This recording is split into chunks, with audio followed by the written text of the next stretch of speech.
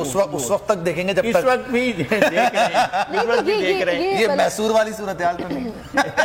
ویسے مجھے یہ بتائے گا کیا آپ کو لگ رہا ہے نور العارفین ایسے ہی تو نہیں اس طرح معاملات طے ہو جاتے، کچھ نہ کچھ گیو اینڈ ٹیک ہوتا ہے، اس کے بعد ہی باتیں مانی جاتی ہیں، منوائی جاتی ہیں، تو یہ کیا آپس میں بارگین ہوئی ہوگی؟ کیونکہ ہم نے یہ دیکھا ہے کہ جب نون لیگ نے جس طرح کے مشکل فیصلے کیے، جس کا نواز شریف بھی کہتے ہیں کہ جی ہمیں نقصان اٹھانا پڑا ہے، اس طرح سے پیپلز پارٹی آگے دکھائی نہیں دی رجیم چینج کے بعد۔ ابھی بھی انہوں نے بڑا مؤثر کردار آ کے پھر ادا کیا ہے جب معاملات بالکل ہاتھ سے جاتے دکھائی دیے ہیں، تو یہ کیا بارگین ہوئی ہوگی ان تینوں جماعتوں کے درمیان، پی ڈی ایم یا پھر کاف لیگ کے درمیان؟ دیکھیں سودا منفعت کا ہے، اس میں تو کوئی دو رائے نہیں ہے۔ بارگین کیا ہوئی ہوگی؟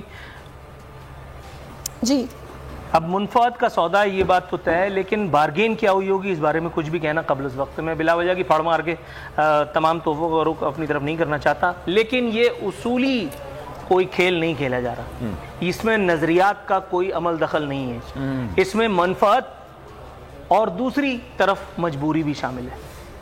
مطلب یہ ساری چیزیں باہم رضامندی سے بھی ہو رہی ہیں، اور اس میں یوں سمجھیے کہ بحالت مجبوری کیا جانے والا کام بھی شامل ہے۔ یہ دونوں چیزیں at the very same time جب کھیل ہو رہا ہے، تو یہ دونوں ایلیمنٹس، یہ دونوں فیکٹر جو ہے وہ اس وقت سیکنڈ نمبر پہ جو آپ نے بات بولی وہ پہلے نمبر پر ہونی چاہیے۔